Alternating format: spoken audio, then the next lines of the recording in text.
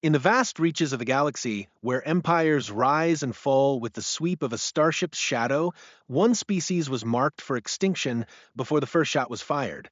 To the mighty Vorthan Empire, Earth was nothing more than a footnote, an insignificant world of primitives armed with bullets and bravado. But what they failed to understand was that humans don't fight wars to win. They fight them to survive. And when survival is the goal, there are no rules, only resolve. The underestimated species Admiral Kexthera stood before the crystalline viewing port of his flagship, the Dominion's Edge, watching the blue-green world rotate slowly beneath him. His 6 eyes, arranged in perfect symmetry across his elongated skull, studied the planet with the cold calculation that had made him the most feared military commander in the Vorthan Empire. 23 civilizations had fallen before his tactical genius. 23 worlds now serve the Empire, their populations either enslaved or extinct. This would be number 24. Admiral, came the voice of Subcommander Yextau, his subordinate's chittering tone carrying the usual mixture of respect and fear. The preliminary scans are complete. The inhabitants call themselves humans, and their technology appears primitive.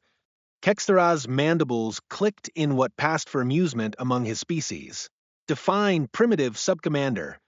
They still use kinetic projectile weapons, sir. Chemical combustion for space travel. Their most advanced vessels barely reach their own satellite. By Imperial standards, they're perhaps 2 centuries behind our current technology level. The Admiral's primary arms crossed behind his back, while his secondary limbs manipulated the holographic display floating before him.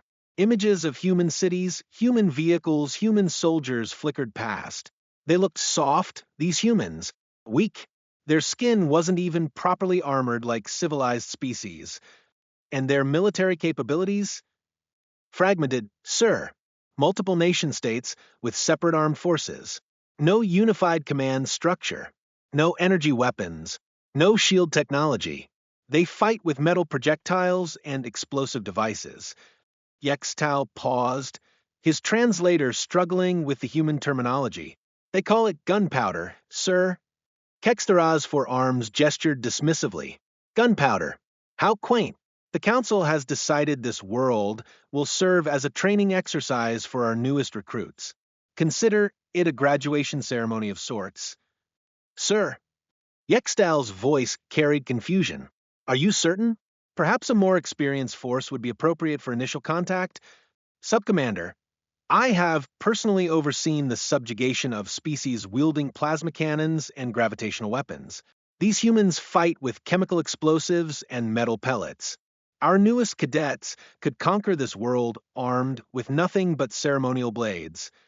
Kexthera turned from the viewport, his imposing 2-meter frame casting shadows across the bridge.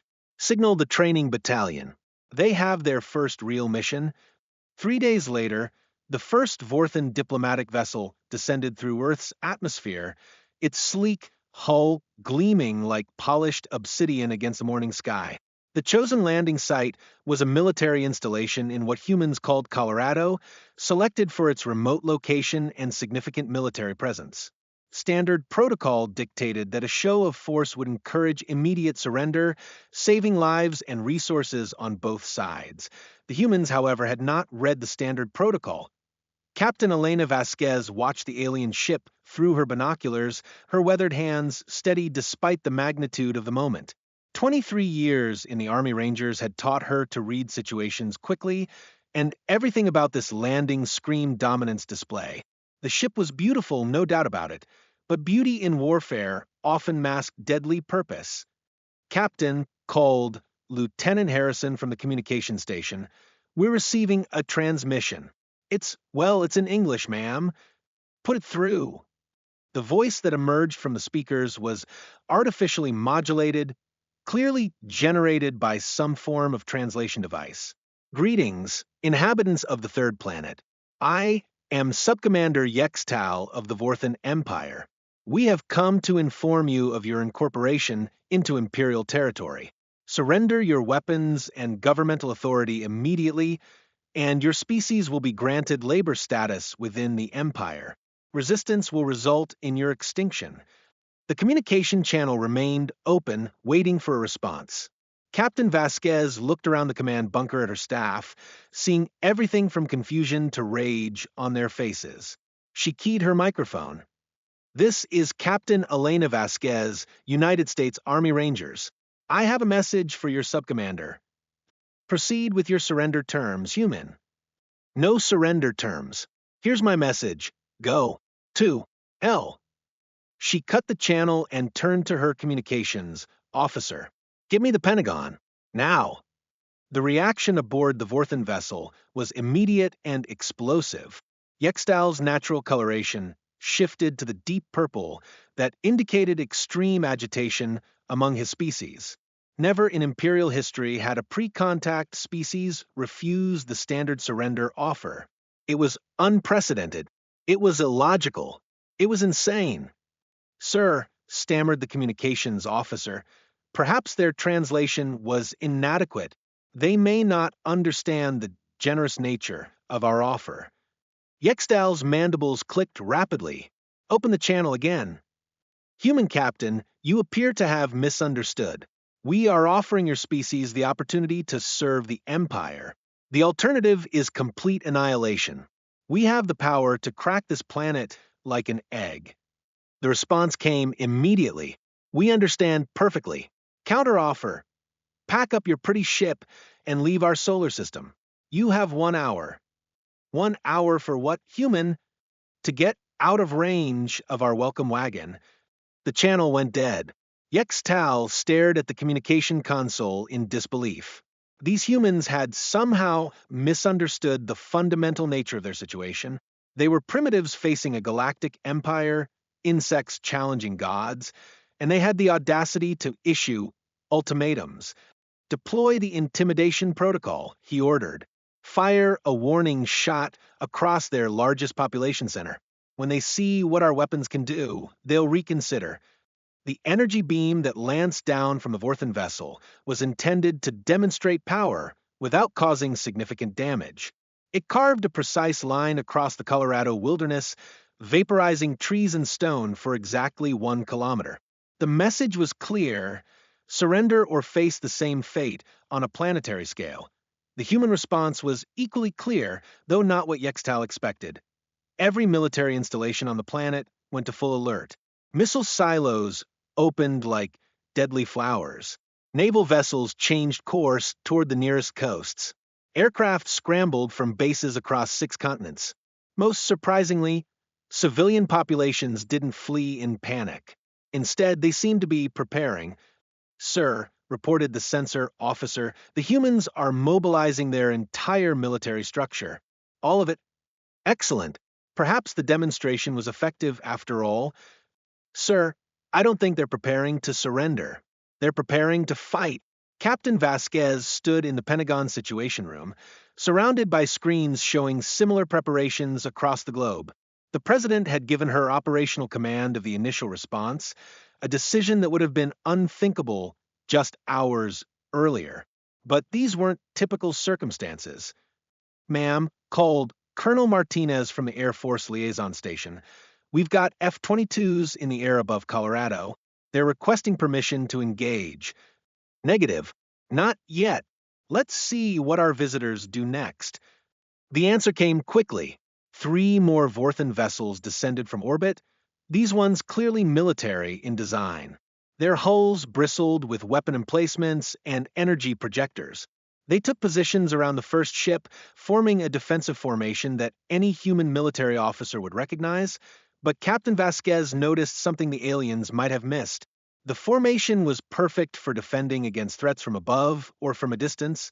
It was terrible for defending against threats from below or from close range. "Colonel Martinez, what's the maximum effective range of those alien energy weapons?" "Based on the demonstration shot, approximately 15 kilometers, ma'am." "And the maximum range of a Tomahawk cruise missile?" "Roughly 2,000 kilometers, ma'am." Captain Vasquez smiled grimly. "Gentlemen, I think our visitors are about to learn their first lesson about human warfare. We don't play fair." The first indication that something was wrong came when Yextal's sensor officer reported multiple high-velocity projectiles approaching from beyond visual range. The subcommander's first instinct was confusion. How could primitives with chemical propulsion launch attacks from such distances? Activate defensive screens, he ordered. All vessels prepare for. The first missile struck the lead escort vessel before he could finish the command. The explosion was primitive by Imperial standards, nothing more than chemical combustion and metal fragments. But it struck with pinpoint accuracy, targeting the ship's energy projector array with surgical precision. Sir, we're under attack. I can see that. Yextal's coloration shifted to deep purple again. Return fire. All weapons maximum yield. The Vorthan response was immediate and devastating. Energy beams lanced downward, targeting the source of the missile attack. But the humans had learned from their enemy's demonstration. The missiles hadn't been fired from fixed positions. They'd been launched from mobile platforms that had immediately relocated after firing. The aliens were shooting at empty ground. Sir, reported the tactical officer, more projectiles incoming. Different trajectory. This time it was artillery. Human 155mm howitzers had been repositioned during the night, their crews calculating firing solutions based on the aliens' predictable defensive formation. The shells weren't individually devastating Vorthan armor, but there were dozens of them, all arriving simultaneously. Captain Vasquez watched the engagement through satellite feeds, her expression grim but determined. The aliens were more powerful than any human weapon system, but they were fighting like they expected a fair fight. In her experience, anyone who expected a fair fight had already lost. Ma'am, called Lieutenant Harrison, we're receiving another transmission from the alien commander. Put it through. Human captain, cease this futile resistance immediately. You cannot win this engagement. Subcommander, you're probably right, but you're not fighting to win. You're fighting to survive. There's a difference. What do you mean? I mean, you came here expecting us to surrender like civilized beings. But here's the thing about humans, Subcommander. We're not civilized. We're barely domesticated. And when someone threatens our home, we don't fight fair. We fight ugly. As if to emphasize her point, the third wave of human attacks began. This time it wasn't missiles or artillery. It was something the Vorthan tactical computers couldn't classify. Modified civilian aircraft loaded with improvised explosives, flown by volunteers with no intention of returning home. Sir, whispered the sensor officer, they're using suicide attacks. Their own people are deliberately dying to damage our vessels. Yextal stared at the tactical display in horror. In all his years of service, he'd never encountered a species that would sacrifice their own members for such minimal tactical advantage. It was illogical. It was wasteful. It was terrifying. Sir, recommend immediate withdrawal to orbital distance. We can bombard the planet from safety. Negative. We cannot show weakness to primitives. All vessels advance to close range. We'll end this quickly. It was the worst decision of Yextal's military career. As the Vorthan vessels descended to low altitude, they entered the effective range of every human weapon system on the continent. Surface-to-air missiles rose like deadly flowers. Anti-aircraft guns opened fire. Even small arms fire from human soldiers began to find its mark. Individually, none of these weapons could penetrate Vorthan armor. But collectively, they created a storm of metal and explosive that no defensive system could completely counter. The aliens found themselves fighting not just the human military, but the entire human species. Admiral Kexthera received the first reports of engagement while reviewing training schedules for his newest recruits. The initial message was routine, first contact established, minimal resistance encountered, proceeding with standard subjugation protocol. The second message, arriving just 2 hours later, was considerably less routine. Heavy resistance encountered, requesting immediate reinforcement. Human tactics unlike any recorded species. The third message made him abandon his training reviews entirely. 3 vessels damaged. Humans employing mass suicide tactics require immediate extraction. Kextara's forearms moved frantically across his control console, pulling up real-time feeds from the battle zone. What he saw defied everything he thought he knew about warfare. The humans weren't fighting like a military force. They were fighting like a force of nature. Signal the Dominion's edge, he ordered. Prepare for immediate departure. We're going to Earth. Sir asked his aide, should we inform the Council? Absolutely not. This is still a training exercise. We're simply adjusting the parameters. But as Admiral Kextara watched the primitive humans tear apart his supposedly superior forces, he began to suspect that he might have underestimated exactly what kind of species they were dealing with. On the surface of Earth, Captain Elena Vasquez stood in her command bunker, watching the tactical displays with professional satisfaction. The aliens were learning their first lesson about human warfare, but she suspected it wouldn't be their last. After all, this was just the beginning. The Art of Human War Admiral Kextara's flagship dropped out of hyperspace with the fury of a falling star, its massive hull casting shadows across the lunar surface as it took position above Earth. The Dominion's edge was a monument to Vorthan engineering, stretching nearly 3 kilometers from bow to stern, bristling with enough firepower to crack continents. Behind it came the rest of the Fourth Fleet, 47 vessels of various classes, their combined destructive capability sufficient to sterilize a dozen worlds. It should have been overwhelming. It should have been decisive. It should have sent the humans scurrying for surrender terms. Instead, it seemed to make them angrier.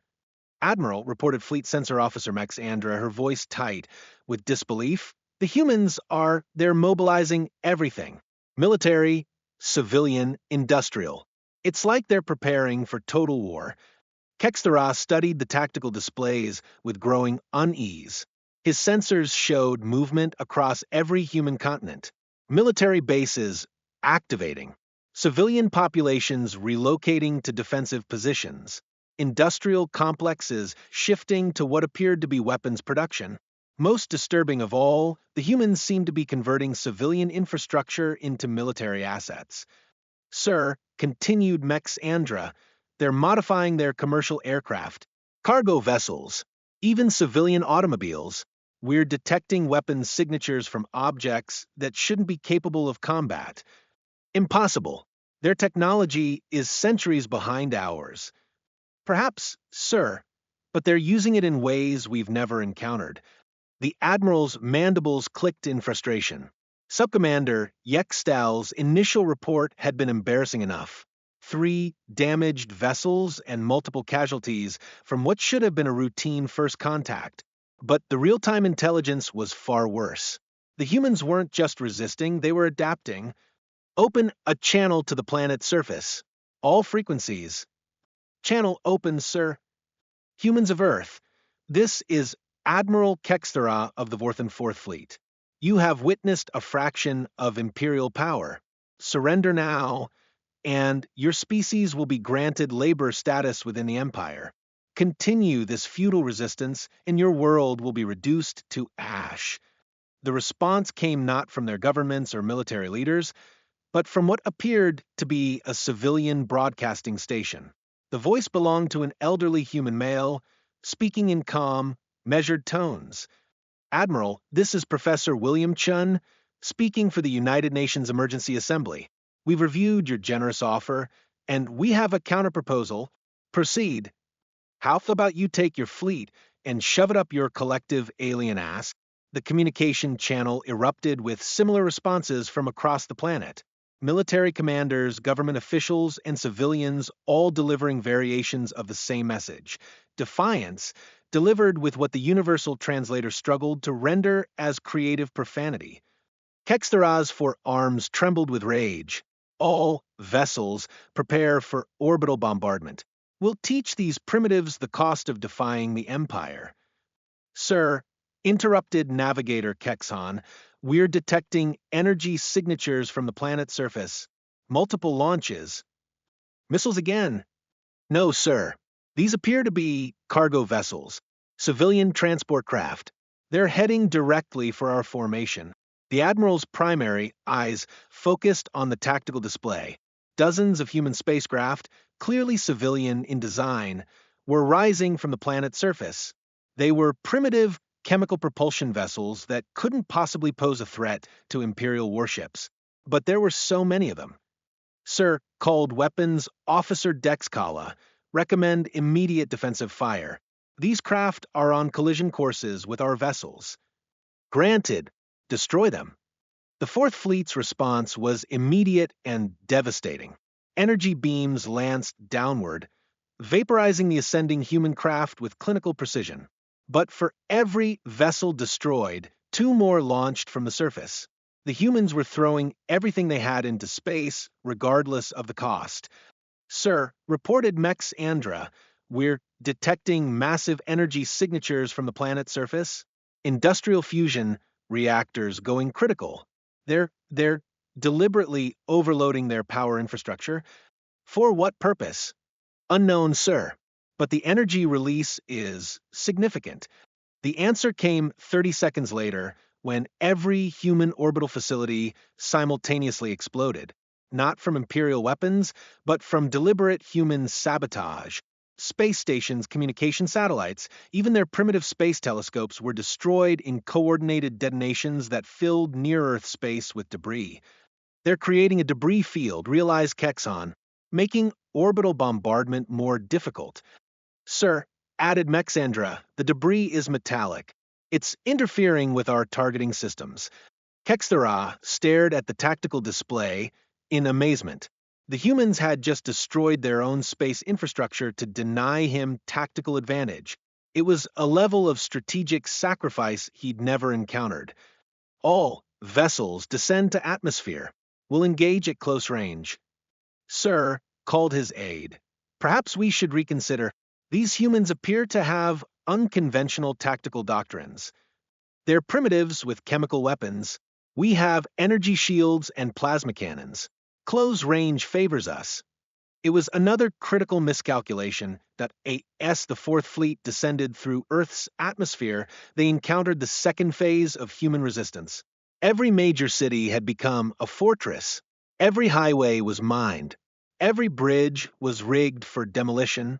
The humans had turned their entire planet into a weapon. Doctor Marcus Chun stood in the converted laboratory that had once been the Massachusetts Institute of Technology, watching his students put the finishing touches on their latest creation.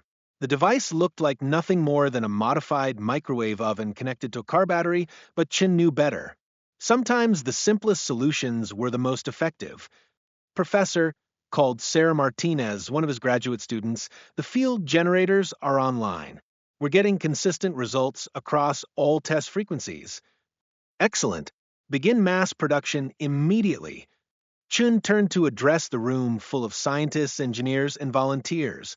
Ladies and gentlemen, we have approximately 6 hours before the alien fleet reaches our position. I want every electromagnetic pulse device we can build distributed to our defensive positions. Sir, asked Dr. Peterson from the physics department, will this actually work against their technology? David, we're about to find out. But I'll remind you that every electronic system, no matter how advanced, has one fundamental weakness. It requires electromagnetic fields to function. We're going to give them more electromagnetic fields than they know what to do with. Across the planet, similar scenes were playing out. In Detroit, automotive engineers were converting assembly lines to produce armored vehicles from scrap metal. In Texas, oil refineries were manufacturing improvised incendiary weapons. In rural areas, farmers were creating obstacle courses designed to channel alien ground forces into kill zones. The humans were weaponizing their entire civilization. Captain Elena Vasquez had been promoted to colonel in the past 24 hours, a recognition of her success in the first engagement. Now she stood in the Pentagon's Situation Room, coordinating defensive operations across 6 continents. The aliens were coming, and this time they were coming in force. Colonel, reported Major Williams from the communication station, we're receiving reports from all sectors. The alien fleet is beginning atmospheric entry. Roger that. All units, execute Plan Omega. Plan Omega was something no military doctrine had ever contemplated, the deliberate sacrifice of Earth's surface infrastructure to maximize enemy casualties. Every major city would become a killing ground. Every military installation would fight to the last man. Every civilian would become a combatant. The aliens were about to learn that humans didn't fight wars. They fought extinction events. The first Vorthan assault craft touched down in what had once been downtown Los Angeles. The landing site had been chosen for its strategic value. Flat terrain, good visibility, and proximity to major transportation hubs. It should have been ideal for establishing a forward base of operations. Instead, it was a trap. The moment the first alien soldiers emerged from their craft, the city erupted in coordinated violence. Buildings exploded from their foundations, their debris channeled by careful demolition work to create barriers and obstacles. Underground tunnels, originally built for subway systems, opened to disgorge human soldiers armed with weapons that shouldn't have been effective against Vorthan armor. But the humans had learned from their first encounter. They weren't trying to penetrate alien armor with conventional weapons. They were using Dr. Chen's electromagnetic pulse devices to disable alien equipment, then closing to hand-to-hand combat range. Sir called Squad Leader Thexvor through his damaged communication system, the humans are using some form of electronic warfare. Our shields are failing intermittently. Impossible, replied Fleet Commander Vexthala from orbit. Our systems are hardened against electromagnetic interference. Sir, they're not using conventional electronic warfare. I don't know what they're using, but it's working. The truth was both simpler and more terrifying than the aliens could have imagined. The humans weren't trying to match Vorthan technology. They were using the fundamental laws of physics to make Vorthan technology irrelevant. Every electromagnetic pulse device was crude by galactic standards, but they were also numerous and persistent. The aliens found themselves fighting not just human soldiers, but the electromagnetic spectrum itself. Their sophisticated targeting systems failed. Their energy shields fluctuated, their communication networks became unreliable, and in those moments of technological failure, the humans struck. Colonel Vasquez watched the battle reports with grim satisfaction. The aliens were learning their second lesson about human warfare. Technology was only as good as the conditions that allowed it to function. Change the conditions and superior technology became a liability. Ma'am, called Major Williams, we're receiving reports from the European theater. The aliens are adapting their tactics. How so? They're using area effect weapons, trying to eliminate our electronic warfare devices with massive energy discharges. And it's working, ma'am, but they're also destroying their own equipment in the process. And they're taking massive casualties from our conventional forces. Vasquez nodded grimly. The humans were trading territory for time, infrastructure for enemy casualties. It was a brutal equation, but it was working. The aliens were winning individual battles, but they were losing the war. Ma'am, continued Williams, we're also receiving reports of unusual developments. Define unusual. The aliens are beginning to show signs of psychological stress. Their communications are becoming erratic. Some units are requesting evacuation. Psychological stress? Yes, ma'am. Apparently, they're not accustomed to fighting an enemy that treats casualties as acceptable losses. Captain Vasquez smiled grimly. The aliens were learning their third lesson about human warfare. Psychology was as important as technology, and humans had been practicing psychological warfare on each other for millennia. Admiral Kexera stood in his command center, watching casualty reports flood in from across the planet. His forces were taking losses at a rate that defied all military logic. The humans were suffering catastrophic casualties, but they kept fighting. More disturbing, they seemed to be getting better at it. Sir, reported Mex Andra, we're detecting industrial activity across the planet. The humans they're manufacturing weapons faster than we can destroy them. What kind of weapons? All kinds, sir. Conventional explosives, electromagnetic warfare devices, biological weapons, chemical weapons. They're even converting civilian infrastructure into weapons platforms. Kextara's mandibles clicked in disbelief. They're weaponizing their entire civilization. Sir, there's more. We're detecting evidence of human forces operating behind our lines. They're using underground tunnel networks to launch surprise attacks. Tunnels? Yes, sir. Apparently, they've been digging defensive networks for decades. We're fighting not just their military, but their entire infrastructure. The Admiral stared at the tactical display, watching red indicators spread across the planetary surface. Each red dot represented a human weapons position, a defensive stronghold, or an area under enemy control. There were thousands of them, and more appeared every hour. Sir, called his aide, we're receiving a transmission from the surface. It's from their military commander. Put it through. Colonel Vasquez's voice came through the speakers with crystal clarity. Admiral, this is Colonel Elena Vasquez, speaking for the United Earth Defense Force. We'd like to discuss terms. Finally, you're prepared to surrender? Hardly. We're prepared to offer you terms for your surrender. What? Admiral, you came here expecting to conquer a primitive species. Instead, you've stumbled into a war with the most militarily creative species in the galaxy. You're fighting not just our armies, but our entire civilization. Every human on this planet is now a combatant. Every city is now a fortress. Every factory is now a weapons plant. Your casualties are 10 times ours, and we don't care. Admiral, do you know what makes humans different from every other species you've conquered? We're not fighting for territory or resources or political advantage. We're fighting for survival.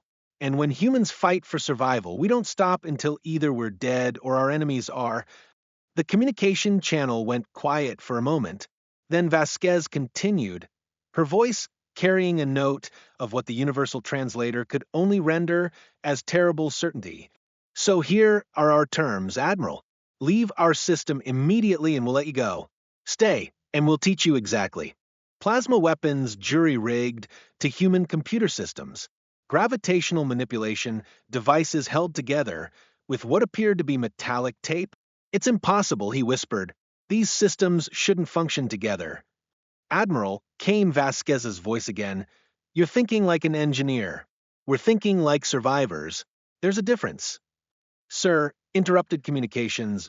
Officer Texmarin, we're receiving multiple transmissions, not from human vessels, but from everywhere. Explain. Sir, we're being hailed by representatives of the Galactic Council, the Zephyrian Federation, the Crystalline Collective, even the Devourer clans, sir. Kextara's blood ran cold. The Devourer clans hadn't been heard from in over a century. They were the stuff of legends, a nomadic species that consumed entire star systems and moved on. If they were taking an interest in this conflict, put the Council through first. The holographic display shimmered to life, revealing the familiar form of High Counselor Vextherin, his crystalline features reflecting the bridge's lighting. Admiral Kextara, your current actions have attracted significant attention throughout the galaxy. High Counselor, this is a standard subjugation operation. The humans are a primitive species that, Admiral. The interruption was delivered with the quiet authority that had made Vextherin the most feared diplomat in galactic space. We are aware of what the humans are. The question is, are you? I don't understand. Admiral, 3 hours ago, every major power in the galaxy received the same transmission. It was brief, simple, and terrifying. Would you like to hear it? Without waiting for an answer, the High Counselor activated a recording. A human voice, speaking in perfect galactic standard, filled the bridge to all spacefaring civilizations. This is Earth. We are currently at war with the Vorthan Empire. Any species that wishes to avoid similar conflicts should take note of the outcome. We do not seek war, but we will not tolerate conquest. Choose accordingly. The recording ended, leaving silence on the bridge. Finally, Kextara found his voice. They're threatening the entire galaxy? No, Admiral. They're making a promise. And based on our analysis of their capabilities, it's a promise they can keep. High Counselor, they're primitives with chemical weapons. Admiral, they just reverse engineered and improved upon technology that took the Vorthan Empire 3 centuries to develop. They did it in 3 days while fighting a war on their home planet, with civilian populations providing technical support. The implications hit Kextera like a physical blow. If the humans could adapt that quickly, if they could learn that fast, then they weren't just a military threat. They were an evolutionary one. Sir, called Mex Andra, the human fleet is moving. They're surrounding us. The tactical display showed the truth. The human vessels were moving with coordination that spoke of unified command and tactical sophistication. More importantly, they were moving in patterns that Kexera recognized. Vorthan attack formations modified and improved. They learned our tactics too, he realized. Admiral, Cain Vasquez's voice, we need to talk. Face to face? Absolutely not. Admiral, you have 2 choices. You can talk to me, or you can talk to the Galactic Council about why you started a war with a species that just announced their presence to the entire galaxy by humiliating the Vorthan Fourth Fleet. An hour later, Admiral Kextera found himself in the most surreal situation of his military career, sitting across a conference table from a human, in what had once been a Vorthan assault shuttle, but was now something else entirely. The humans had modified it too, adding their own technology in ways that somehow made it more efficient than the original design. Colonel Elena Vasquez looked exactly like what she was, a career soldier who had spent the last 3 days fighting for her species' survival. Her uniform was torn and stained. Her face bore the marks of combat fatigue. But her eyes were sharp and alert, and Kextera found himself uncomfortably aware that he was sitting across from someone who had just outfought the most powerful military force in the galaxy.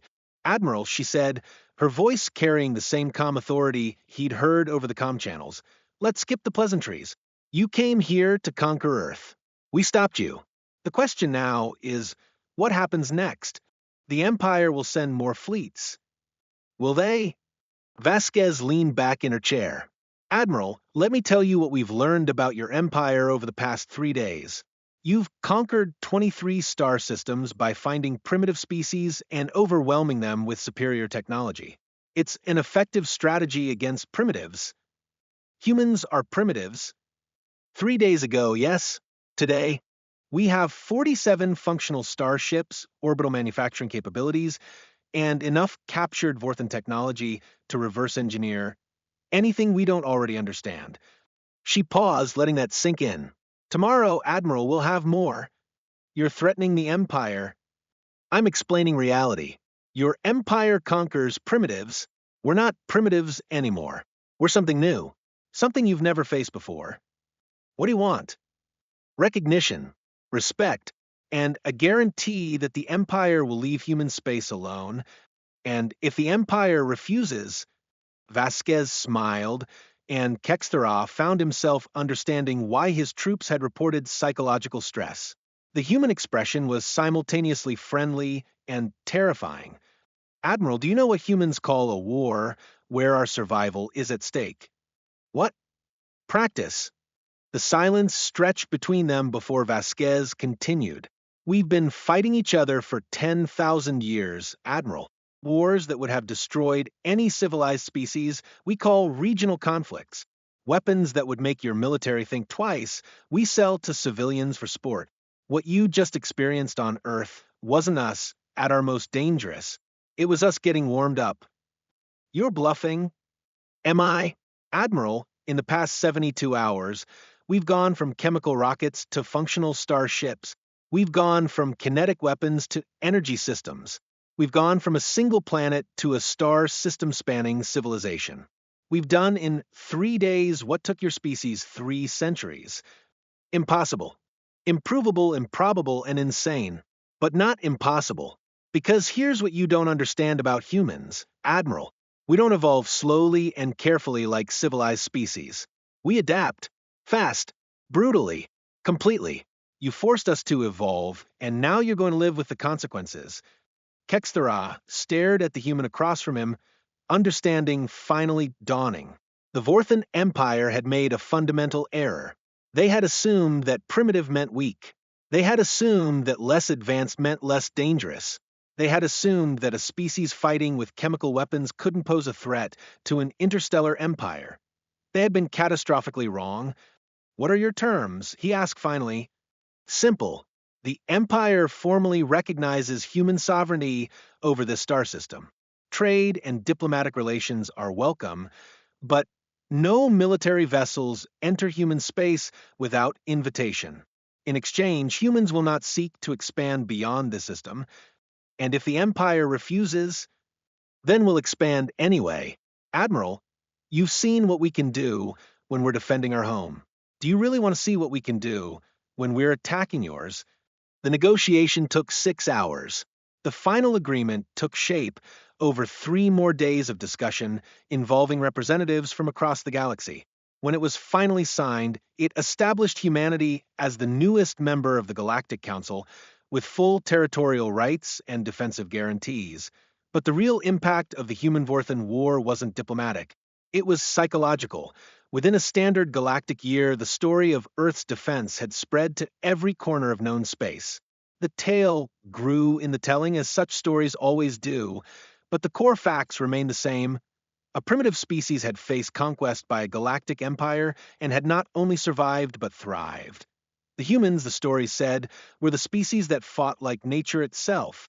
They turned their weaknesses into strengths, their defeats into victories, their very survival into a weapon. They were the species that learned from their enemies faster than their enemies could adapt to them. Most importantly, they were the species that treated warfare not as a tool of conquest, but as a form of evolution. Admiral Kexthera retired from active service 6 months after the war's end. He settled on a quiet world at the edge of Vorthan space, where he spent his remaining years writing military theory and studying the tactical innovations that had emerged from the human-Vorthan conflict.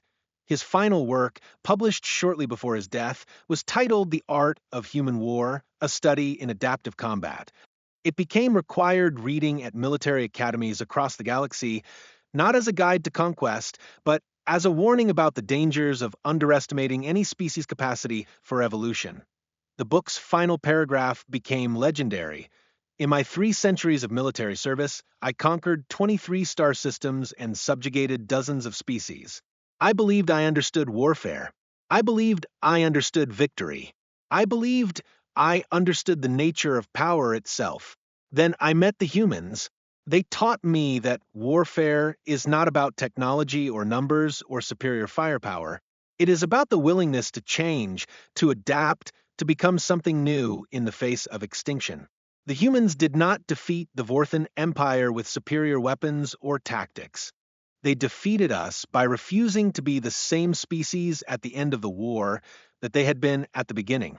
That perhaps is the most terrifying military capability of all."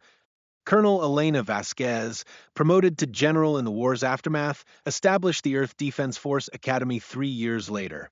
The Academy's motto, carved in stone above its main entrance, reflected the lesson that had saved humanity: adapt or die. But those who knew the general's sense of humor suspected the real motto was somewhat different. After all, when asked by reporters what humans had learned from their first interstellar war, she had smiled that same terrifying smile and replied, "That we're really, really good at this." Dr. Marcus Chun continued his research into adaptive technology, establishing the Institute for Emergency Innovation that became the galaxy's premier center for rapid technological development.